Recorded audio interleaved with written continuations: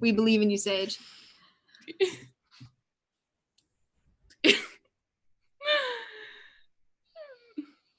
Hello, people, can you hear us? Chat, let us know. Can you hear us? Papa, can you hear me? Oh, yes, they can hear us. How do we sound? Are we good? Papa. Oh, can't hear Sage. Oh, no. Wait, say it again.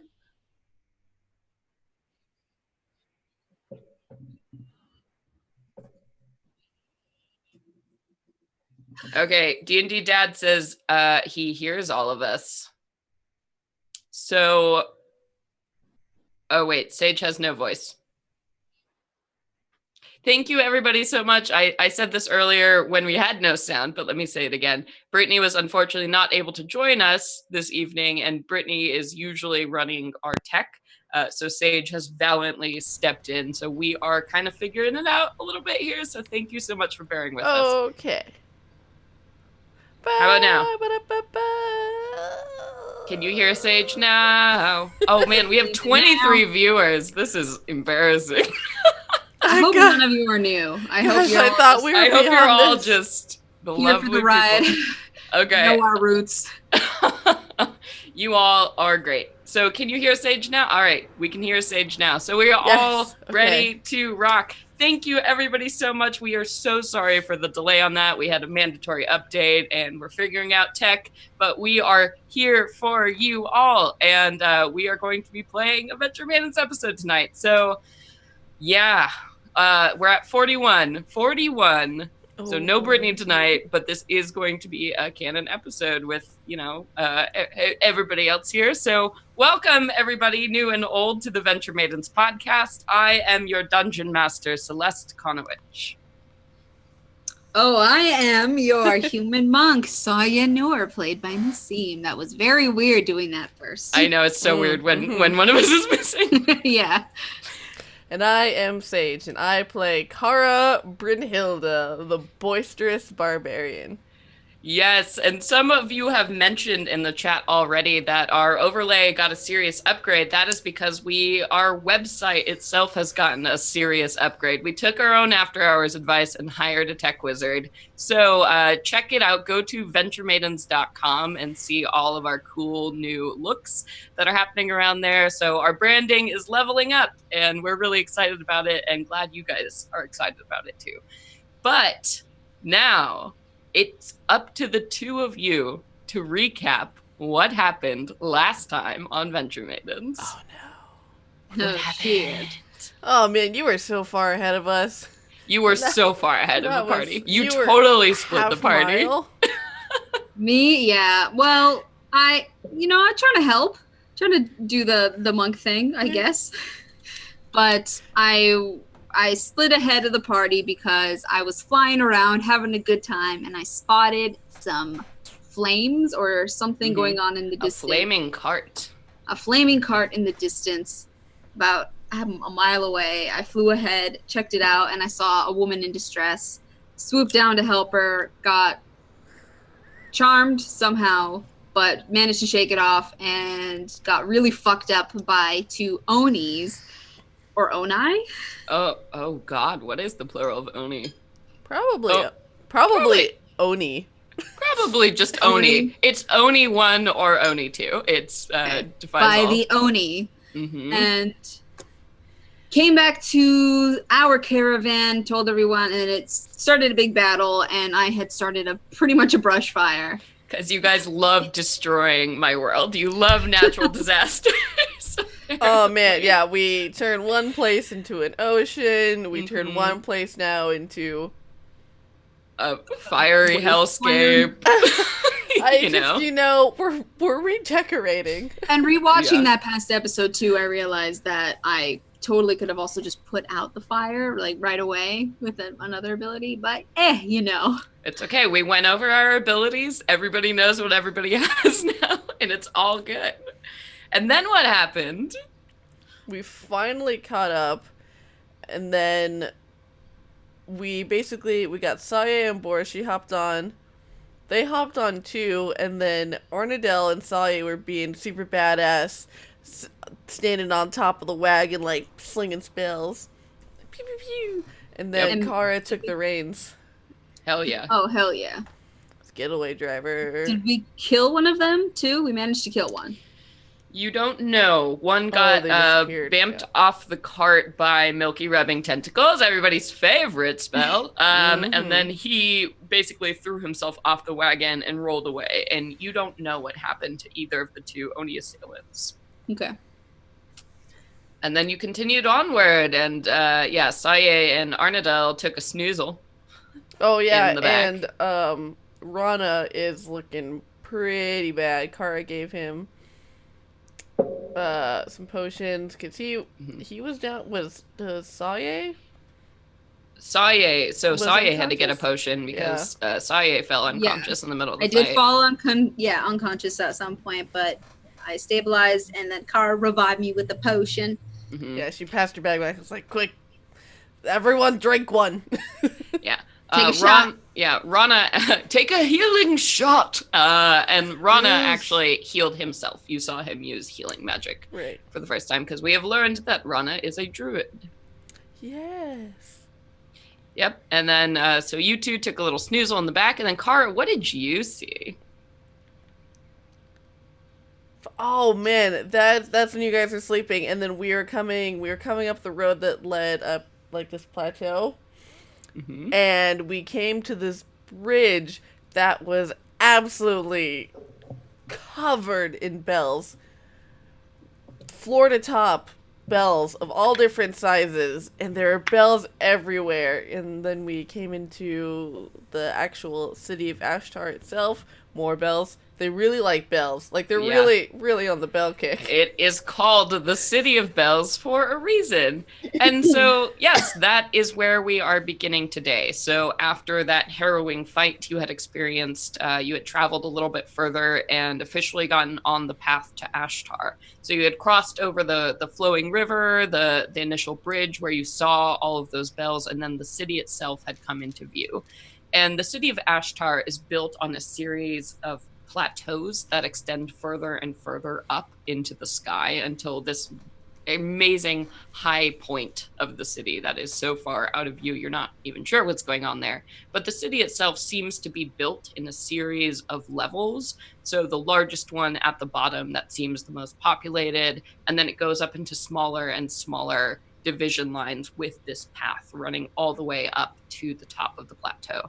And you had also noted that as you were looking at the city, you had seen that the river, which you had been following for a large majority of this time, flows into the city. And through a series of gates, it flows upwards towards the top of the mountain, defying all gravity or nature. The river itself is flowing in an opposite direction to travel up to the top of the mountain, and it winds its way through the city. Kara immediately rubs her eyes and, like, does a quadruple take. Like, that don't make no fucking sense. It super does not make any sense.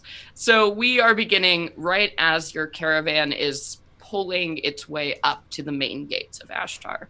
And the walls themselves are these beautiful white shining walls that extend, and they seem to have these mosaic tile patterns with green and gold that glint in the sun.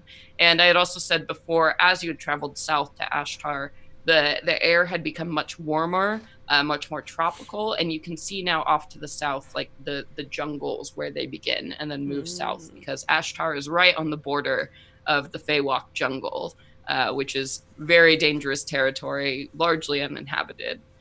So you can see that looming in the distance. And so the walls themselves are already amazing and impressive as you get closer, and you're about to enter up to this first level, though you can see the others stacked in the distance, traveling through Ashtar. And Ranna had also made a costume change as you began to approach. Yes, that's right. He got into very formal garb that he didn't like. He doesn't like the high collars. Felt very restricted. Yeah, he's one of those boys who's like really like, ooh, my chest hair, I want it to be all out and breezy. But he has totally changed looks now. So he is wearing this very ornate, very rigid set of silver robes that seem immaculately cared for and have an incredible amount of detailing embroidery on them. They look extremely expensive. So he has made this costume change, and as you pull up to the gates, you begin to see that there is a little walkway on the top where guards presumably are patrolling. They are dressed in this uniform of blue with hints of silver, but their clothes are very open, very airy, like you would expect in a tropical climate, somewhere where it's very hot or humid. And as you approach, you join this road itself joins with other roads leading off to the south and the east. So there are a couple more wagons, a few different people that are coming in along course with you. But they don't pay you really any money. Oh my gosh. A wild cheeseburger. This is awesome. Thank you. Oh my god, that's awesome. That was the best way for this to appear. Oh my gosh. In case this happens to make the podcast, a burger just flew into the shot. Yeah. A burger held by a hand in and out. That's amazing. Oh god, my life just got so much better. Okay. Totally distracted by the burger. What was it? The guards. So the guards, yeah. So the guards are up on the walkway, so people aren't really paying you too much mind as your caravan pulls up and through. And as you get towards the front, Ranna kind of pulls the caravan away to the side. And you see that two of these guards are standing on ground level, just watching travelers as they go in. Go ahead and make me perception checks. Excellent. Natural one. Oh, sweet. Good way to start the night. Yep. Already doing hot. 11. Okay, great. So you notice, Saye, that when people come up to approach, they have some kind of verbal exchange with the guards, and then they go over and to the walls themselves, and they're doing something, but you're not really sure. Actually, you're still in the back of the wagon. Yeah. Sleeping. Yeah. I'm still sleeping? Yeah, so you feel the wagon pulls over to the side of the road and makes a hard stop. Okay. And you're kind of jostled awake. So you are lying there next to Arnadel in the back of the wagon. You're like on the two little cots that are shoved together, and Arnadel is just totally zonked out. Cool. Should I start to try and stretch out my stiffness and my wounds and see how bad they are? Yeah, so you got a long rest in, so you do not have any wounds left. You have all your Jim Jam back. Oh, amazing. Yeah, so Kara did not get the long rest, but Arnadel and Saye did. Okay. It's cool. I didn't take any damage at all. You were driving like a pro. Just fucking took control. Yep. Yeah, so you try to stretch out. It's a very small little cabin. So are you jumping out of it? Am I jumping out of it? So you're in like a closed wagon. Oh, thing. yeah. Yeah. Okay, so I guess I'll go up front with Kara. Okay. Yeah, so as you jump out, you take in now the city of Ashtar, which you didn't see any of this before. So now this incredible city is out in front of you. Mm-hmm. And I compliment Ranna in his suits. I like a tailored suit. Thank you. And he's just pulling at his collar like awkwardly. He's totally one of those people who is not meant to be in formal wear. Just give me one moment. I will speak to the guards. And he goes over, and immediately as he steps down and moves towards the guards, both of the guards make a deep, sweeping bow. And Kirillin, it is an honor, they both say to him, and he waves his hands like, no, you don't have to do that.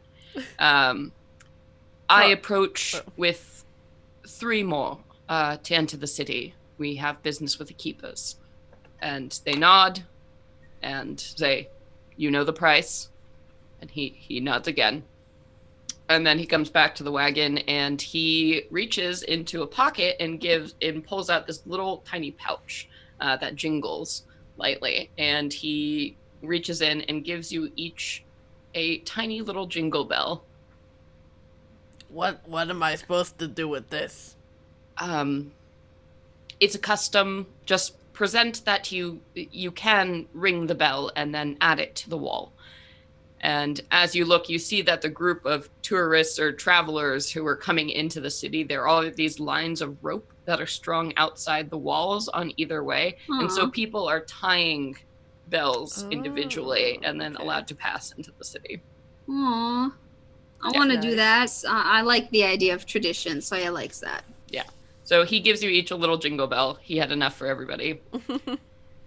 And he talks to the guards and is like, oh, one of my companions is sleeping in the back. And the guard looks in the back and he's like, but I have a jingle bell. She's fine. You know, and he's like, let this one pass. And they're like, okay, because you're the Carillion. It's fine. Yeah. And so you each go up to the wall to tie your jingle bell on. Yep. And you see there that these ropes have clearly been strung like low to the ground for travelers coming through. And there are only about 30 or so, you think, people who've been coming in over the course of the day. And they are all, again, all different shapes, sizes, everything from those tiny little bells to big brass bells that you can ring with your hand, just strung up along this wall. Neat. So you add your bells, and All then right. you are allowed to pass in. Let's get a move on. Yep.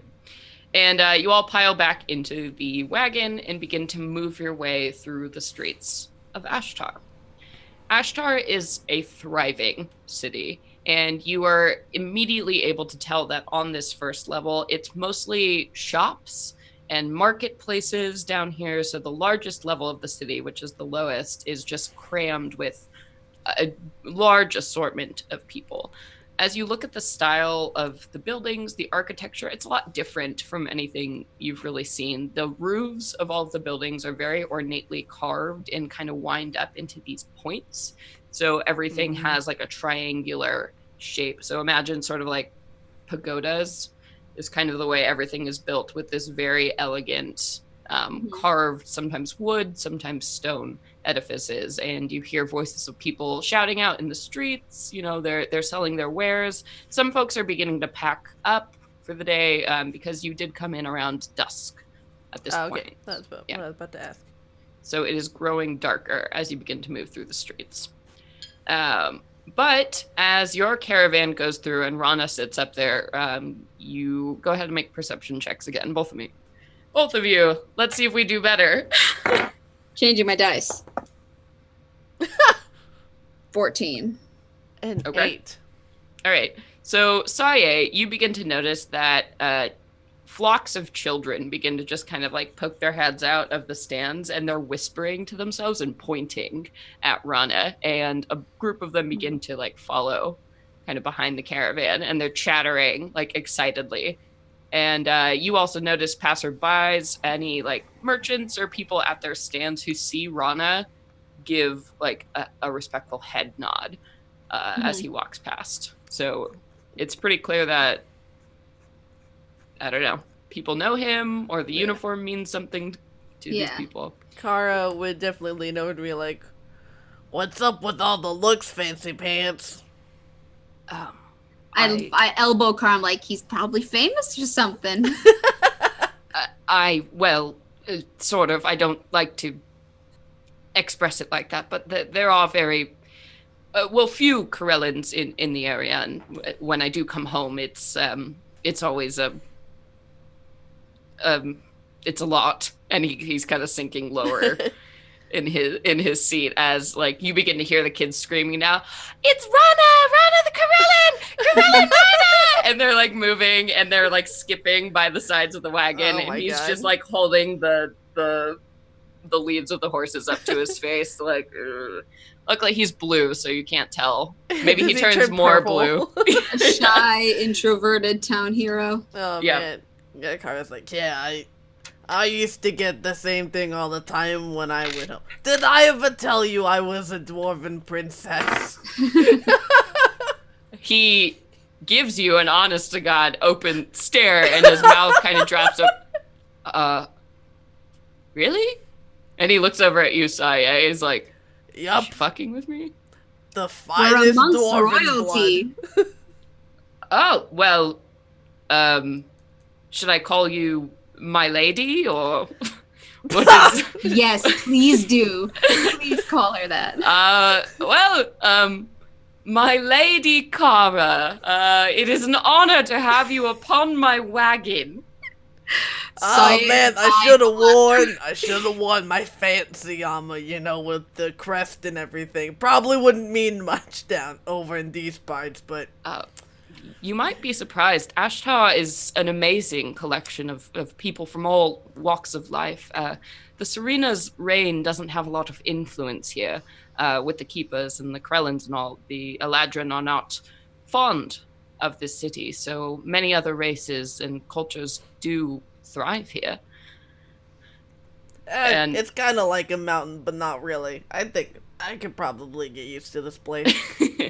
yeah, and as you're winding your way through the streets, you see that in every single shop, they have at least 5 bells that are hung like in this little arrangement right above the door, kind of like those little peace banners that you see sometimes. And so the sound of bells, the sound in this place has been incredible. Just hearing the voices of people and these odd kind of jangling noises. So it's sort of discordant when you listen to it all because all these different sized bells that are ringing. So every time a breeze, windy. yeah. So and there is a lot of wind here. You're by a river and the plateau. So every time a breeze goes through, the jangling echoes through the streets. And you begin to wind your way through this until you come to a slight ramp that you see as the road itself, which is parallel to the river. That is, now you truly do see it. It's in these lock systems, but it is flowing upwards. It's incredible. As you walk past it and you come to the second level of Ashtar, which seems to be more housing, as opposed to the lower district was mostly mercantile.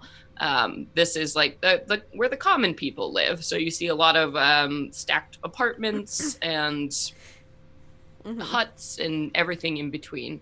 And again, the children now are just totally excited and screaming, and some of them are singing, and Ranna is That's like so funny, waving and like, hi, okay. So where are we headed anyway? Where are we sleeping tonight? North. In the utmost here, I have a friend who I frequently stay with. She will provide us shelter until the Keepers send for us, essentially. They must be aware we're in the city by now. Oh, that kind of friend. Okay. She's not that kind of... I mean, she... maybe, but not recently. Yeah, princess. And he, like, picks up the reins again and stuff. She gives him a friendly nudge with her elbow. He glares at you. And then you continue on to the next tier of the city, which you see is now very elegant housing. So you're looking at this as clearly where the richer folks live, or maybe the government officials live. And you see now these beautiful carved manors and structures, again, in that very pagoda style, with lots of silvers and blues and greens, these very beautiful, rich colors, and each have these immaculate lawns that have been crafted and maintained and manicured, and the streets are laid out in this beautiful grid pattern. And you see now, as you're looking towards where the topmost tier goes, this is pretty much the last level of open civilization that you see.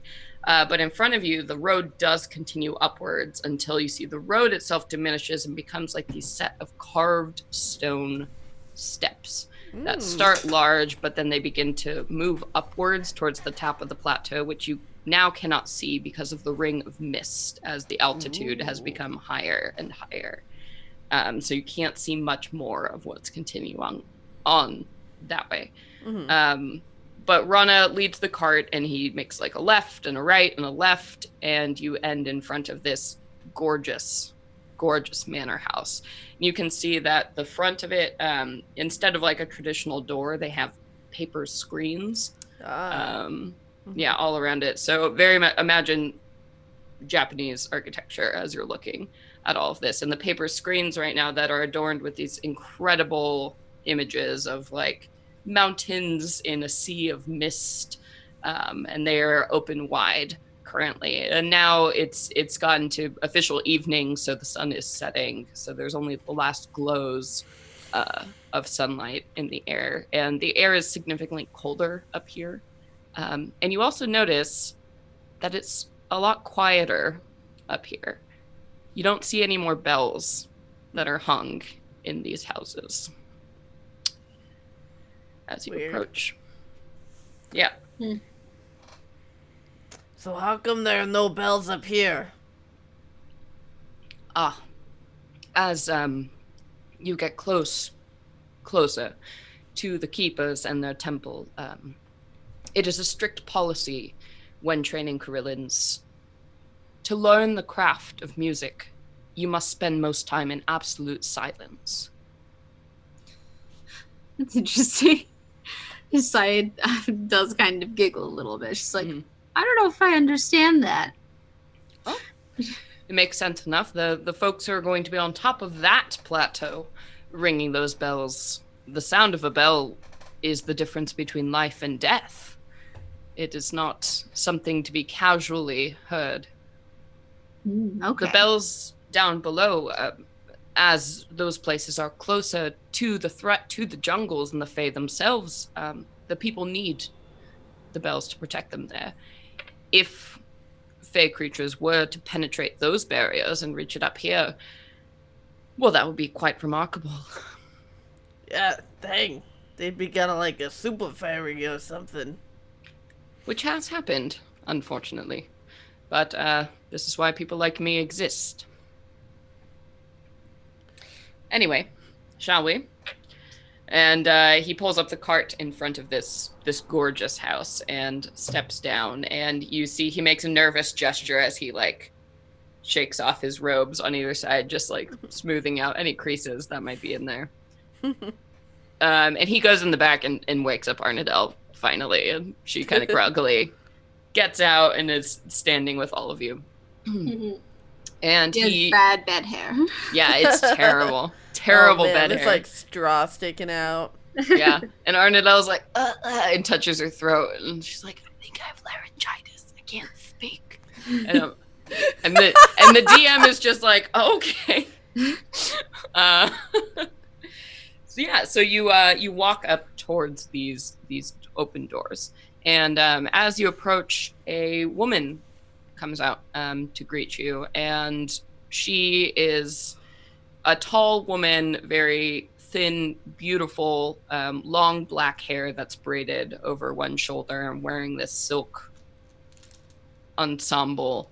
She looks very wealthy immediately, drop dead gorgeous. And she comes and she's, Ranna, Master Karillin, and kind of bows to him, and he bows back, and then they go in for a hug, and it's like a hug of old friends. Yeah, and you hear, Ranna! From behind, and this little girl who looks like the spitting image of her mother, except only, 6 years old, comes and throws her arms around his knees, and he goes and, like, ruffles her hair. And you too, Kyoko. And they both, like, smile, and the woman looks back expectantly at all of you. Kara waves a little bit. Yes, of course. You must be friends of Karillin Ranna's. Welcome to my home. My name is Azumi. This is my daughter, Kyoko. And Kyoko, like, gets into this very, like, proper kind of position and, like, imaging, like, mirroring her mother and, like, nods to all of you. Saya does her traditional little symbol and bow. Yeah. And yes, Ranna, the keepers told me they were expecting you, but not these others. What? And they share a look. And Sorry Ranna to intrude. No, absolutely not. Please come in out of the cold. And she beckons you all to come in. And she and Ranna have a quick conversation about how he was supposed to bring them and they were expected. And she mentioned something about how they sent word that they are expecting him in the morning. Please, all of you, you must be tired and hungry. Come sit. And you're led into this main kind of sitting room with this very low table with cushions on the floor. Mm-hmm. So she extends the invitation for all of you to sit down. Oh, I plop right down on the ground. and there's like a cloud of like dust like comes up. And Yeah. so they're like fucking like covered in soot from driving through a fire. Mm-hmm. Saya gets comfortable very fast. Yeah. The cushions are great. Everything's great. Everything in here is beautiful. Lots of these detailed paper screens with natural scenes all around the place. And everything is very simple, but the furniture is incredibly well made. And the table's already set with little plates and cups. And it's very, IKEA. As you walk in. Model home. Yeah. And Azumi disappears for a moment, and Ranna is left there. And Kyoko is also still standing there, so she is like standing uncomfortably close to you, Kara, right now, and like staring at you with furrowed brows. Kara, well, I imagine they're eye level. Yeah, so you're about eye level. Sitting down. Kara like kind of slumps her shoulders and looks back at her. So, how old are you, Kyoko? Old enough. How old are you? I am 300 years old. That's really old. Yeah, you're telling me. Are What? you a fighter? I do enjoy fighting things. Do you? Well, one day I'm going to be a Krillin, like Ranna. So I have to enjoy fighting things. But Mom won't let me pick up a sword yet. And she's staring at very seriously having this conversation with you. It's just exhausting trying to convince that woman. Oh, don't worry. While we're here, I could give you a few pointers. She nods thoughtfully and considers it. I would like that. Alright, that's good. And at this point, Azumi comes back in and has a tray with a teapot and teacups on it and leaves it in the middle of the table. Kara winks at Kyoko as Azumi comes in, and puts her finger to her lips to be like, "It's our secret." Yeah, and Kyoko makes this face where she like purses her lips and goes wide-eyed and like gives you a nod.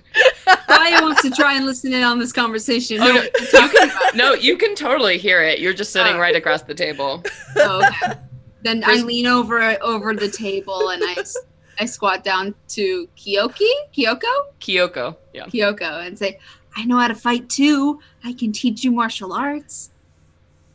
She gives you a look and then looks you up and down to see if you have any weapons and just sees that you have like a stick and a short sword, and she's like, And oh, bitch. Yeah. Bitch. Oh my god. This little girl. This little girl. So Who she sassy. thinks she is? And then Azumi leaves the room again. And a couple minutes passed, and Ranna is just kind of doing this thing with his napkin where he's like unfolding it and refolding it and like putting it on his lap and then putting it back on the table. And doesn't quite know what to do with himself, clearly. Gotten so awkward out of nowhere. Kara tries to pick up his rhythm and then imitates what he's doing to see if he notices. He doesn't, but Kyoko totally does and thinks it's hilarious. We exchange looks and laugh. Yeah. And then she moves over and she sits right next to you.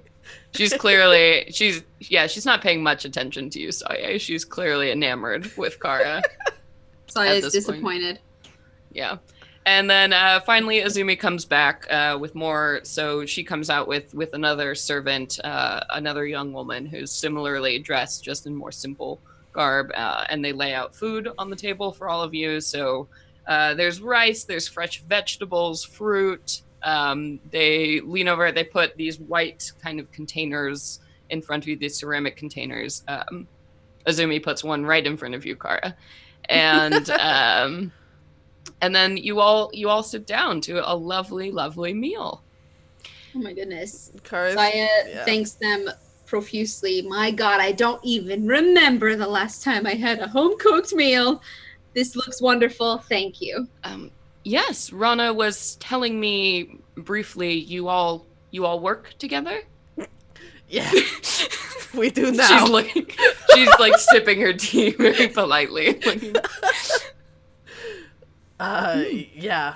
Yes, he is our resident Fae expert, so naturally, It, you know.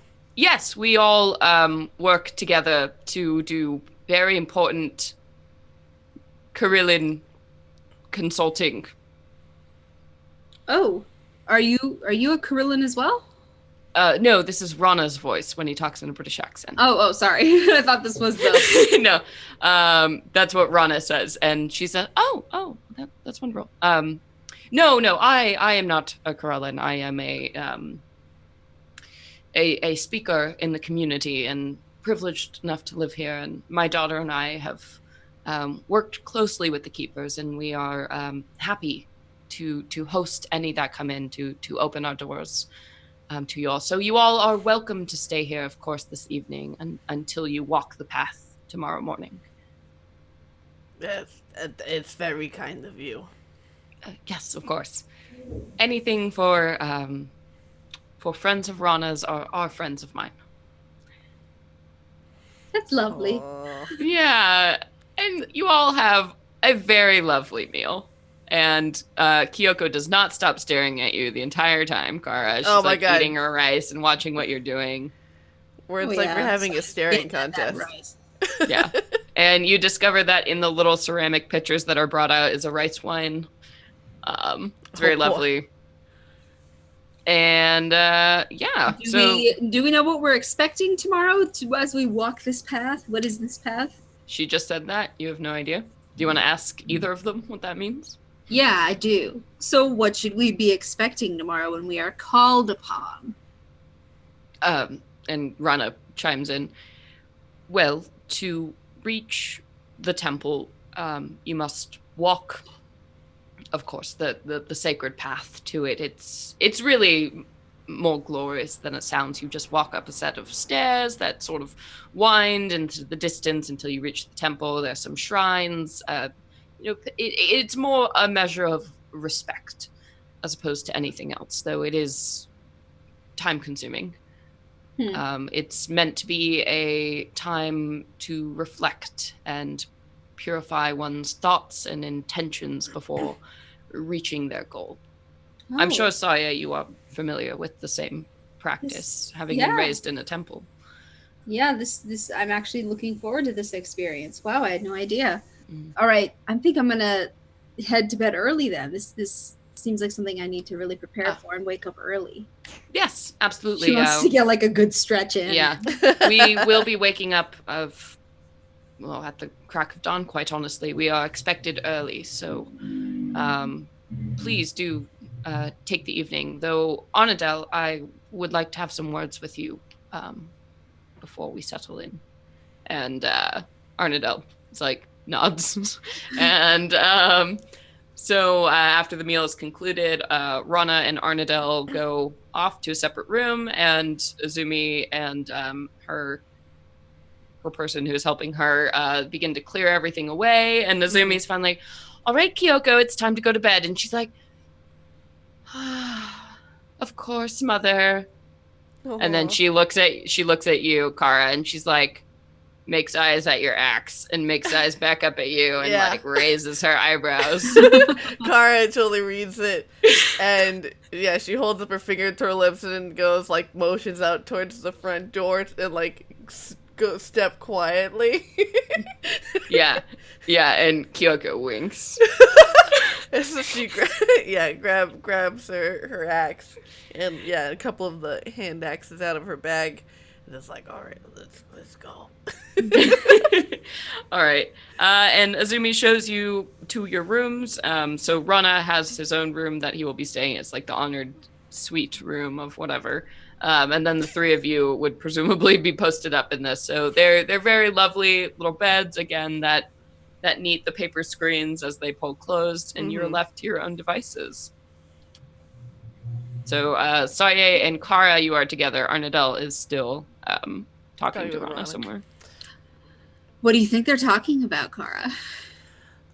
I don't know. She's been trying to get you to hook up with Ranna forever. I bet it's because she Is actually that likes what him. she's been doing? Oh yeah, she's been God. trying to get you to get that No wonder. I blueness. just like, okay, all right. Well, she's like starts to think about it for a second and then goes, wait, no, we work together. I'm not, no, okay.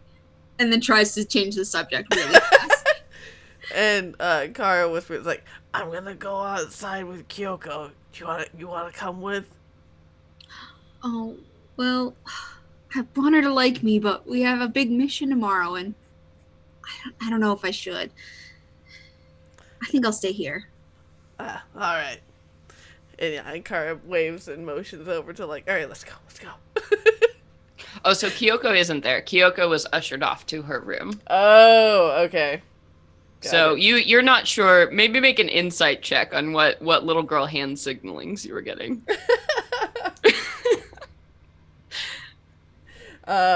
14. Okay, so you were getting the sense that Kyoko was looking at you and looking at her mom, and then like I'm gonna go to sleep, but like I'll get you later. Okay, got it. So you gotta wait for the signal. Is Got what it. you got from that. From you're very fluent in little kid speak. You know, it's from a time when she was babysitting those kids. Yeah, all the little dwarven children that would run upon Kara. Oh, you were the wrangler of children. Yeah. Just like in real life. Yeah, so you've probably got a little bit of time before Kyoko has to like sneak away. You know, she's got to pretend to be asleep, pull the covers up. And then she's gonna go and like change into a comfortable set of clothes. Yeah. Okay. And so you're just crashing? Yeah, she's eavesdropped a lot recently on her party members, so she's like, I should chill with that. I'm getting a little addicted to it. So I'm gonna subterfuge. Yeah. So I'm gonna stay in tonight. Okay. Yeah. So you're all in the same room, so you crash. And Kara, you wait for about an hour, and Arnadel still has not come back. So it's getting to be about, after dinner and everything was concluded, it was like 9, so it's getting to be about like 10:30ish now. Arnadel is still gone. And I need you to make a perception check for me. Okay. Oh man, my perception rolls this game so far have been a 1, a 3, and a 4. Oh no. So that is a total of 9. All right. So you are totally surprised when a little shadowy figure like pops up at the foot of your bed. As you see. She immediately covers her mouth and is like, oh. Yeah. That's so freaky, you guys. I just watched Hereditary too. Oh god. So yes, a small child just pops up in the dark at the foot of your bed. God, you scared the shit out of me, kid. She's like, shh, I have something really important I need to tell you. What is it? Okay.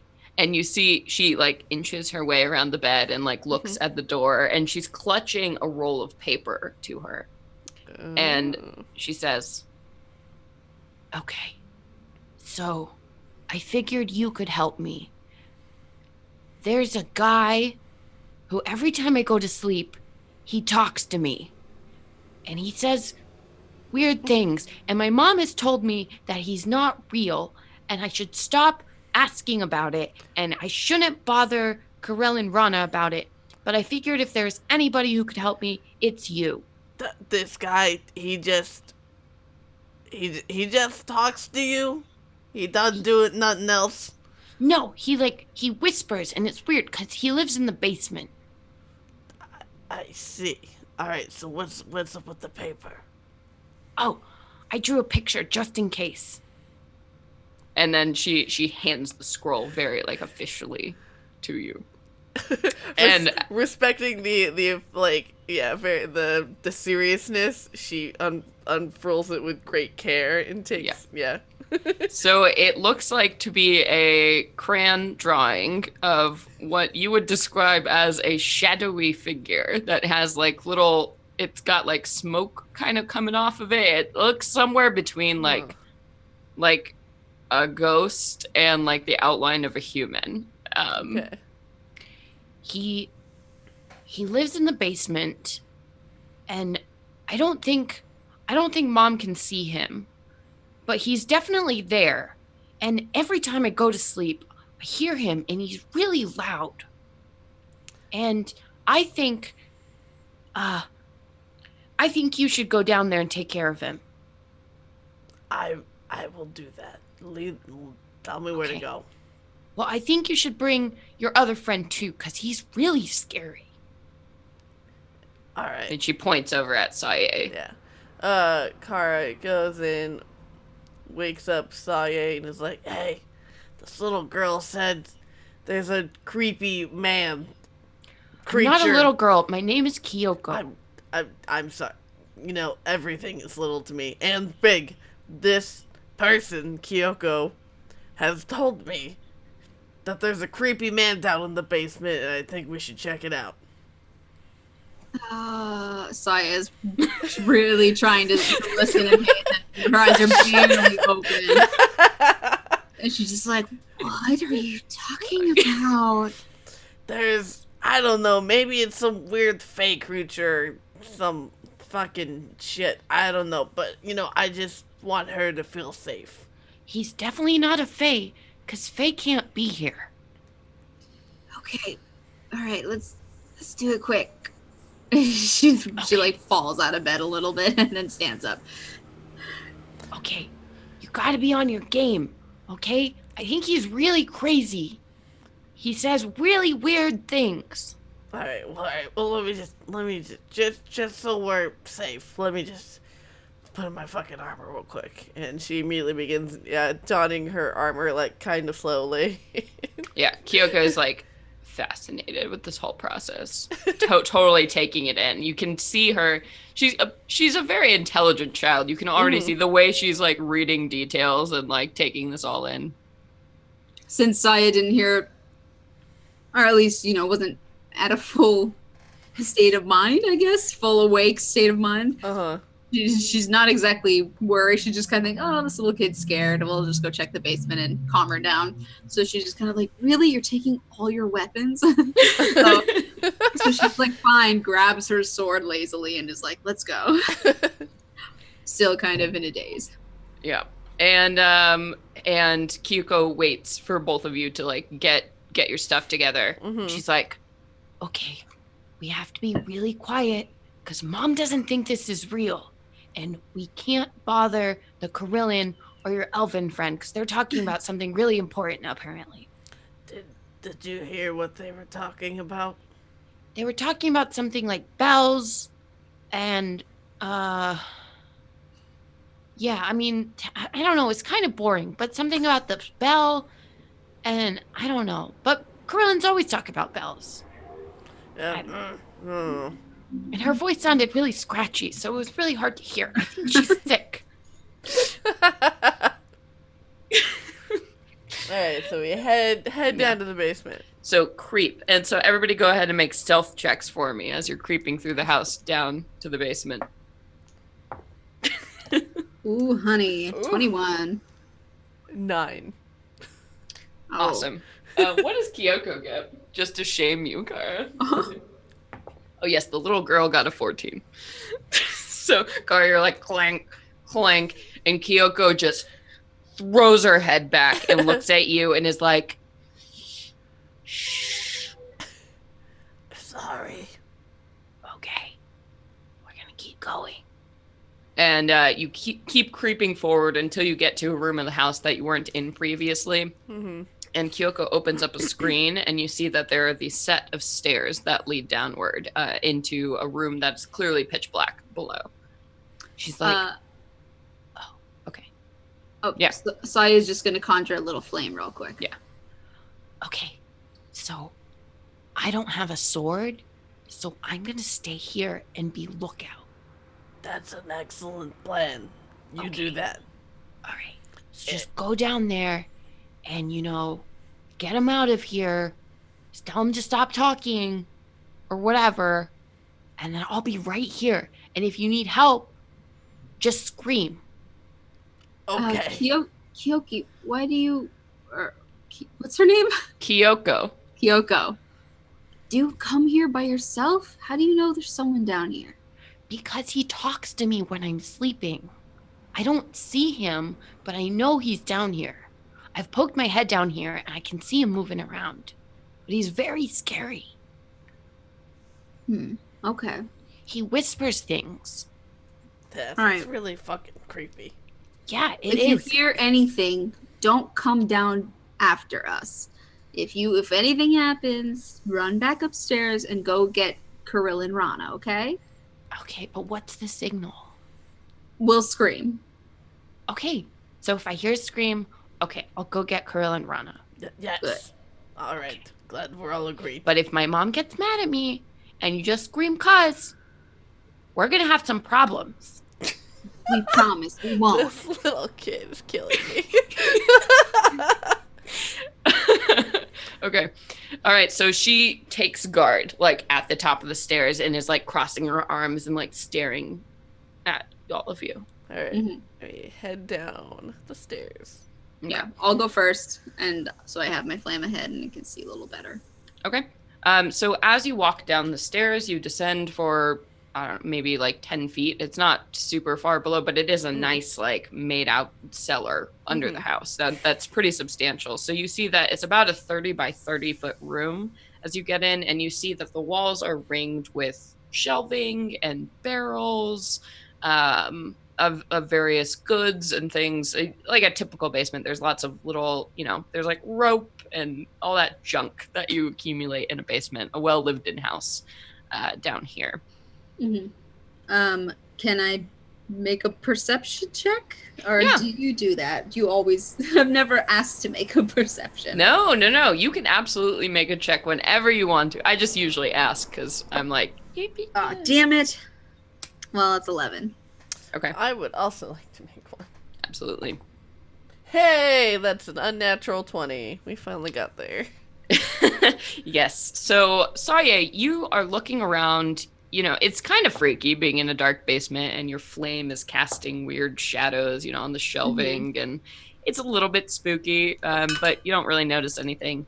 And Kara, as you begin to descend, you get this distinct feeling of wrongness, and like the hairs on the back of your neck begin to stand up, and like there's Gross. something here that feels like it's watching you. Ugh. Kara bumps Saye with her elbow and was like, "Do you feel that? There is definitely something here. This is creepy as fuck." Really? I don't know. I mean, it's really dark, but I don't think there's anything here. Okay, I have to take a quick bio break. So you guys talk Oh about my god! what things are spooky. Anticipation is killing me. All right. Oh man. Has like Well- smoke coming off of it. I don't know what this is. I'm really excited that we're doing like a horror-y kind of episode, Yeah. but it's also just such like impeccable timing. I just saw this movie, and I don't know if you've seen it yet, but like I haven't. it's I've heard it's a good one. I've heard it's really good. Oh man, I love horror movies. I haven't seen one in a while. Yeah, I've been on a binge I mean, I love them. I've always loved them, but like it's good timing because I've been binging them a lot lately. Nice. I've been seeing too many, and it's good when one of them just like shakes up and it's like, oh no, that was legit fucking. Oh man, my favorite horror movie I think of all time is Midnight Meat Train. Whoa, that sounds incredible. Midnight Meat Train. Yeah. That could also be like some German metal band's Yeah, song. or also a fucking porno. Or a porno, exactly. So many uses. I know, it's really just so adaptable. Yeah, it's If we super... label this episode Midnight Meat Train, Yes. That's what it should be. And Celeste will just be like, what? What? We don't give her an explanation. She just has to No. listen back for the audio. Yep. Everyone requested in the comments and on Twitter, and then she'll do it. Exactly. Hashtag Midnight Meat Train. Hashtag Midnight Meat Train. Oh, man.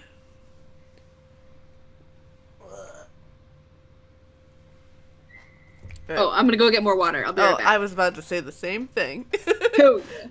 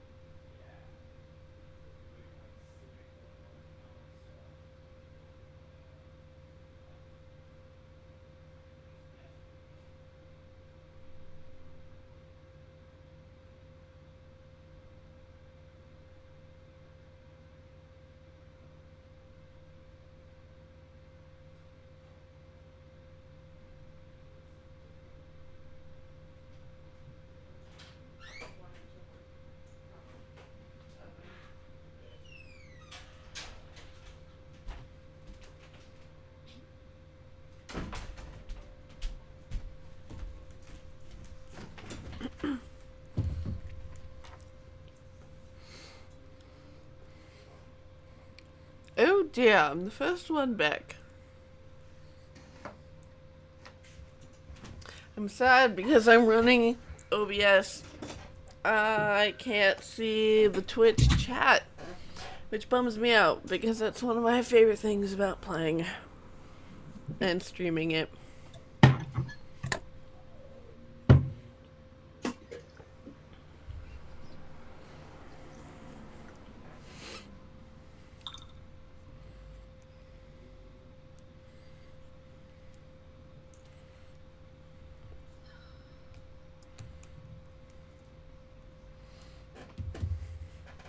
Okay, so ooky spooky basement. Oh my god. Spoopy, spoopy. So yeah.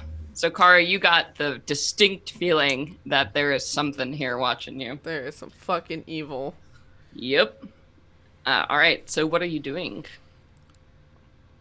I would like to keep creeping forward, trying to be quiet, and just trying to like look in all the different like nooks and crannies.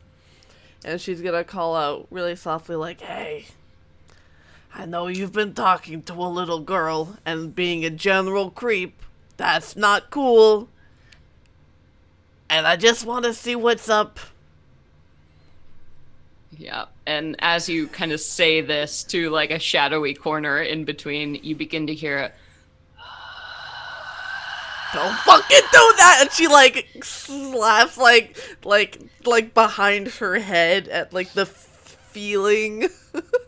yeah, there is definitely something there, and you both begin to feel this kind of rush of a breeze that comes through the room all of a sudden, and it makes like this spiral shape about the room, and you begin to see these clouds of, it's almost like a black mist that rolls in and begins to like coalesce, and you see that standing in the far corner of the room away from you, this figure begins to form. And the best way to describe it is this, it's a vaguely human shape, but it just looks like an amalgamation of smoke and mist as it twists together, and you can see these two shining yellow eyes that come out of it, and it begins it's making that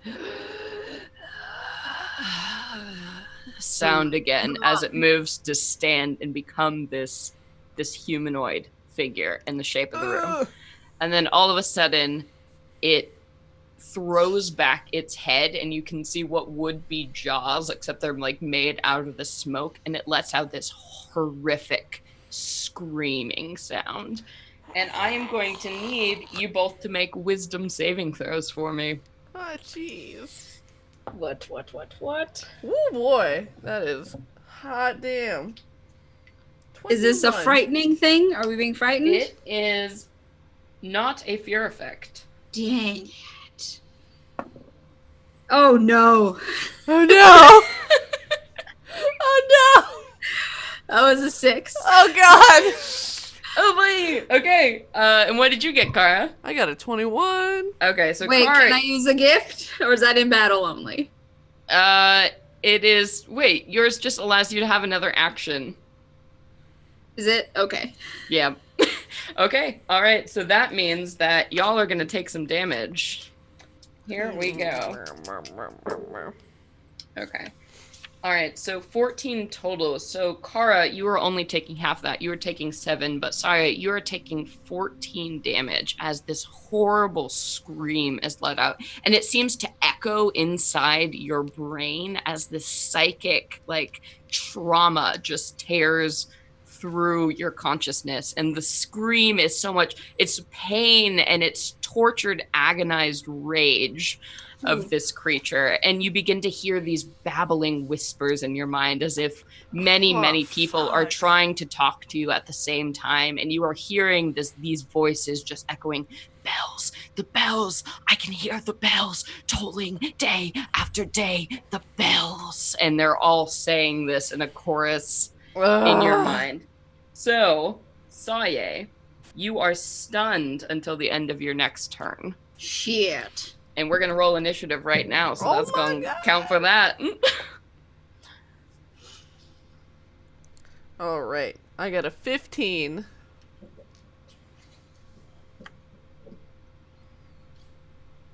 Okay.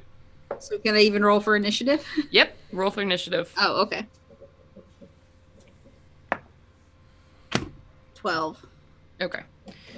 All right, so Kara, you are up first as this creature is now coalesced and is standing. So the basement is only about 30 by 30, so you all are sort of in the center of it, so it's only about 15 feet away from you right now. Fabulous. She is going to... She uses her bonus action to rage, and then she's going to, like, half run at it. Trying to, like, be quiet run. Oh, man. And she's like samurai. Yeah, like, really tight arms. And she's going to swing her battle axe at it. Okay. Magic axe. Natural 20, baby. Oh, baby. All right, go ahead and give me that damage. Woo! And I'm going to use my lightning charge. Nice. How much damage did we say extra that was? Do you recall? I believe it's a D8. Okay. Yes. I believe you're correct. Woo! Alright, so that is... Alright, so 6, 5... 7 lightning damage and 13, 14, 15, 19 regular magic axe damage. Okay. Let me do some Solid, math. man. Do some yeah. math. That is a very solid hit. And then she's gonna hit it. Oh, and I have to roll my d6, see if it charges. If it recharges. Nope, that's Recharge. a 1. Nope. Alright. Attack! As you do hit it, you see that the lightning doesn't seem to do much of anything. Interesting. Bummer. Alright, well that will be a 26 to hit that time. Yeah. Woo boy, for 10, 14 more damage. Oh, boy. And that would be my turn.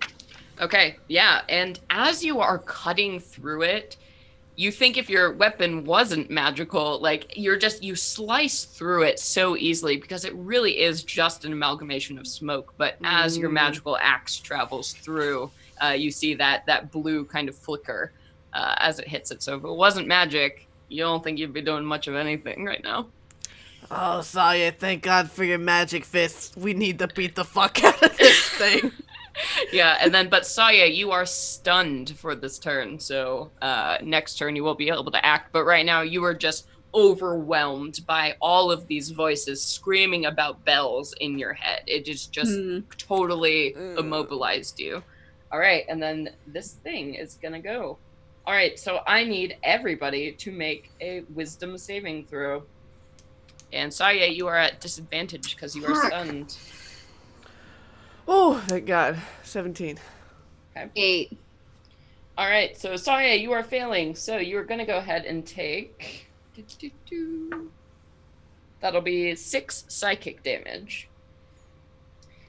And then now, as these voices become a fever pitch as they've landed in your head, you're hearing again, kill, kill, kill, until the bells are silenced, you must kill. And this madness overtakes you, and you are forced to use your reaction right now to attack a creature that you can see, and that creature must be Kara. Oh no! As you are driven to madness. God! So you must right now attack Kara. Oh God, how? With what? Kara's gonna kill me! No, she won't kill you. So go You're ahead a friend. so go ahead and make a melee weapon attack. So just one. She gonna be a little against mad. Kara. But can I pick which weapon, or So what is it? what do you have out? You just have your fists, so it's gonna be with your fists. I think she grabbed her short sword. I too. grabbed my Yeah. sword. Oh, Yeah. okay, then with your sword. Well, to hit. Well, okay, I rolled only an 8 to hit, so. So you're fine. So Okay. all of a sudden, Kara, you are squaring off with this creature, and then you hear Saya comes up behind you, and Saya is currently babbling in a bunch of different languages and whispering Oh my something God. about bells. It's just over and over again. Saya is whispering that as she tries to strike you, but it easily deflects off of your armor. Oh, I'm gonna use my reaction to cast shield to activate my armor. So now my AC gonna be a 24 until the end of Nice. my next turn. Nice. But yeah, okay, yes. Okay. So then it's a 24, and now your field is active. Yeah. So at the start of your turn, everything is going to be taking 5 damage. That is within the range. Sweet. Everything, including Within 5 Dearest- feet? Yeah, including Dearest Saye right now. Okay, and then so the creature. Let me see what else. If it has any other Jim Jam. I'm hoping So that is what the, it. Oh, I said I'm hoping that the field will snap Saye back into her right mind. Yeah, so and the creature ends its turn as it focused, so Kara, it turned its eyes past you to look at Saye, and it just seems like consumed with her right now. And that's the end of its turn. So Kara, we are up to you. So everything within 5 feet is going to be taking Blam! damage. Is that lightning? Electric? Yes.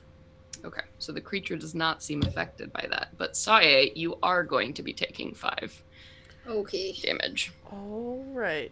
As Kara's field radiates out around. Does it wake me up? Am I still freaking out? No, you are not. You are seeming to regain control of your mind. Sweet. Huzzah, that is good shit. Shaking it off. I'm going to use one of my maneuvers. Maneuver? Trying to flip to the page. Haha, there we go. Next page. Now that she has seen it starting to become fixated on Saye, and Saye looking a real hot babbling mess right now. Yep. She is going to use a goading attack to try and to get it to focus back on her. So first, Nice. we're gonna make my attack. Okay. Ooh, that might be close. 10. Nope. All right. Go for the second one. Not going to do it. Oh, way better. That is a 16. Ah, yes, that will. Alright, so now it has to make a wisdom saving throw. Okay. Oh, it got a not natural 20. Oh, yeah, that definitely saves. Alright. But it's still gonna take 16 damage. Oh, boy. Okay. And then Damn. I'm gonna use my bonus action and frenzy out and keep wailing on this thing. Oh, hell yeah. Frenzy! It's a frenzy. 14? To hit. Yes, that will hit. Oh, sweet. An additional 13. Ooh. Alright. And that's my turn.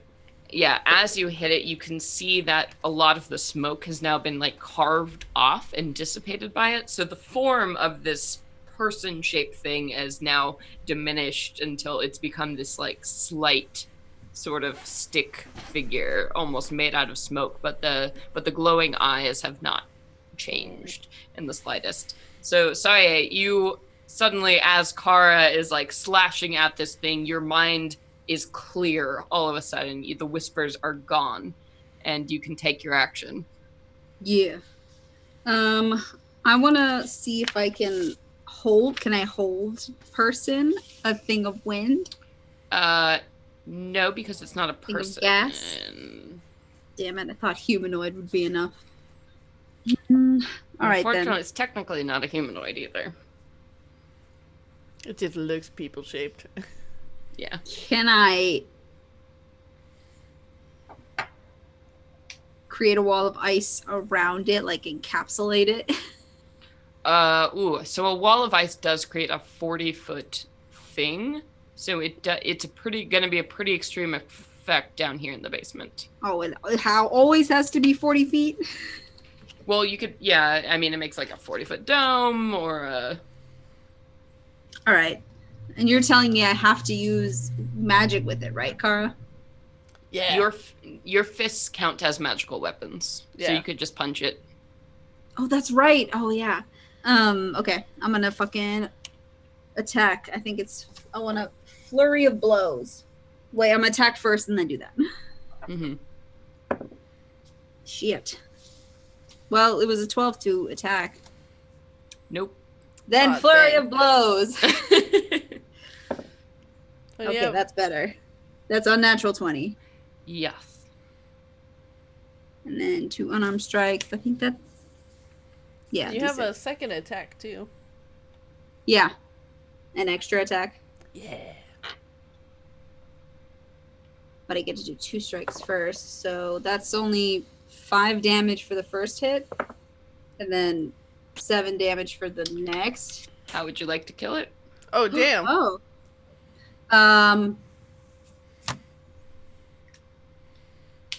Something weird. Something like... Do you want to rip its smoke throat out?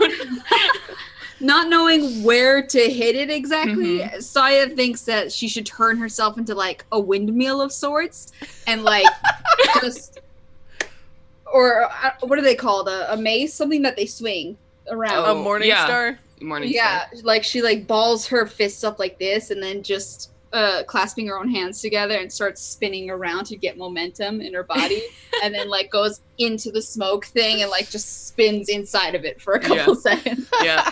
So you hit it like right between like its little eyes as you go, and you feel it's this weird sensation because it's like smoke, but as the magic on your fists lash through it, it's like you're burning through something, like acrid fog or something is dissolving each time you swing. And finally this thing lets out this just like puff of gray as you see its form totally loses shape, and you hear this final whisper. The keepers, they will torture you. The bells.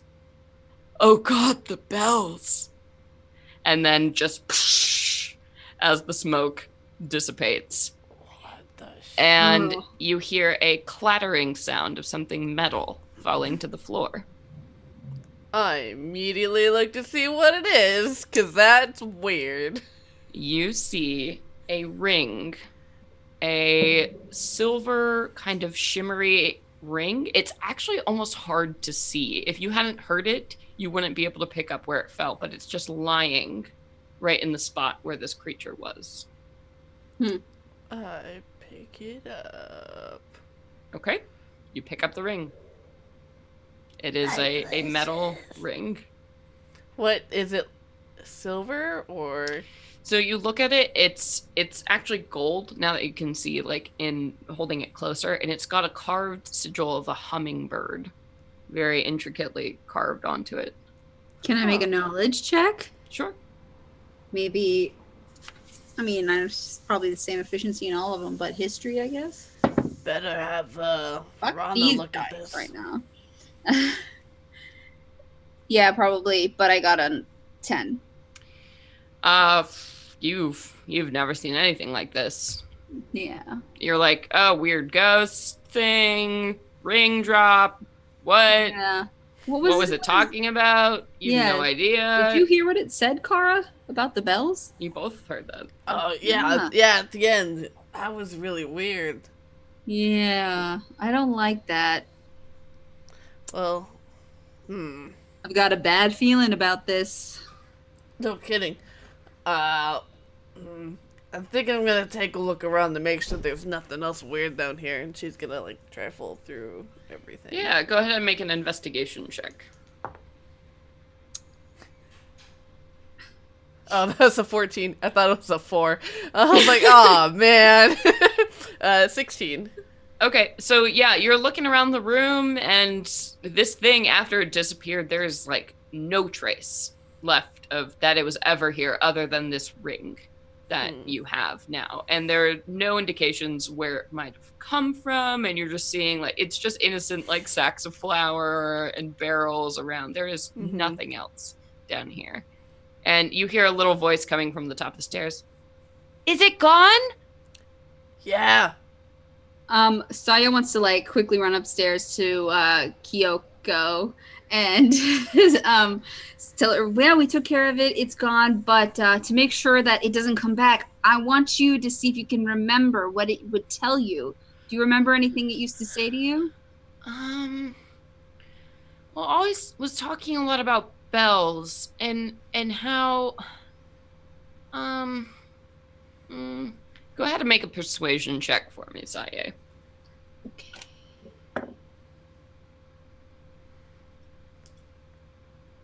17. Okay.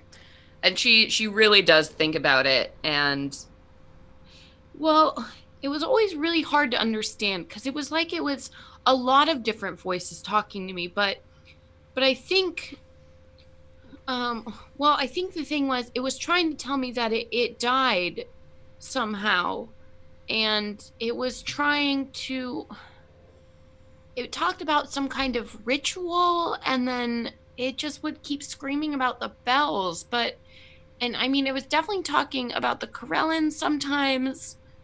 I don't know, it was really hard to understand, but I think that Shadow Man was dead. And I think he was trying to tell me how he died. I see.